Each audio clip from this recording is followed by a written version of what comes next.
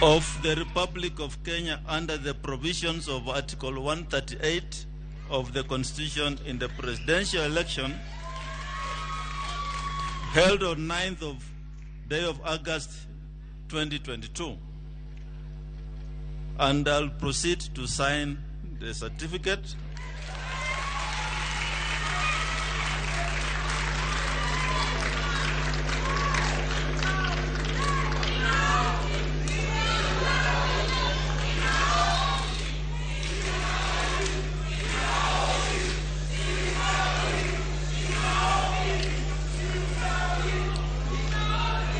I invite the President-elect to come forward and receive his certificate.